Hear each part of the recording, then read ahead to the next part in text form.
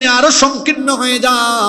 কবরের দুই পাশের মাটি এবার ধীরে ধীরে করে এইভাবে চেপে আসতে থাকবে, এমন ভাবে সংকীর্ণ হবে, দুই পাশের মাটি এক হয়ে যাবে। এক হয়ে দেহটাকে এমন একটা চাপ মারবে, এক পাশের পাঁজর গিয়ে অন্য পাশের পাঁজরে এইভাবে ঢুকে যেতে থাকবে।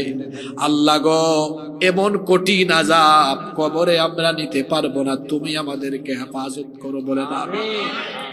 এটা হলো পাপীদের জন্য 5 নাম্বার গজব।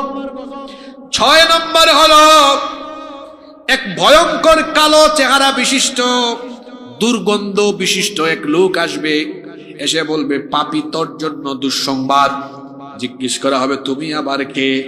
তখন বলবে, আমারে চিনো না, আমি হলাম তোমার গাঁজা খাওয়া, আমি হলাম তোমার পর্ন মুভি দেখা, আমি হলাম তোমার আকাম কুকাম জেনা বেবিচার, আমারে চিনো না, আমি হলাম তোমার মদের আসরে যাওয়া, আমি হলাম তোমার ইসলাম বিরোধিতা, আমি হলাম তোমার নাফরমানি। সংক্ষিপ্ত ভাবে যদি বলি, আমি হলাম তোমার বদ আমল।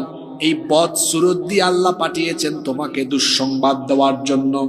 7 নাম্বার, তার কবরের মধ্যে এমন কিছু ফেরেশতা নিযুক্ত করা হবে যারা তাকে এমন ভাবে প্রহার করবে লোহার হাতুড়ি দিয়ে।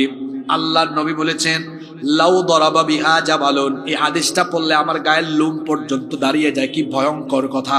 আল্লাহর নবী বলেছেন, লাউ দরাবা বিহা জাবালুন, এমন লোহার তৈরি হাতুড়ি বা লাঠি দিয়ে পিটানো হবে, এগুলা দিয়ে যদি বিশাল কোনো পাহাড়ে একবার আঘাত করা হয়, লাসারা তোরা, বা বিশাল পাহাড় মাটি এবং বালু হয়ে উড়ে যাবে।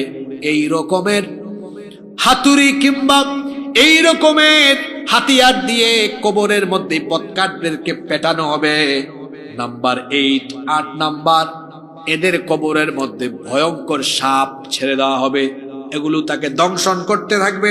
9 নাম্বার হলো বিভিন্ন রকমের শাস্তি, পাপ ভেদে নানা রকম পাপ অনুযায়ী নানা রকম শাস্তি হবে।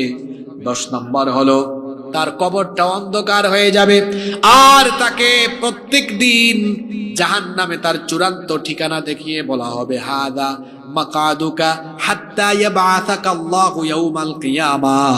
কিয়ামত হবে না যতক্ষণ, তোমার অবস্থান হলো এখানে ততক্ষণ, আর কিয়ামতে এটাই হলো তোমার চূড়ান্ত ঠিকানা।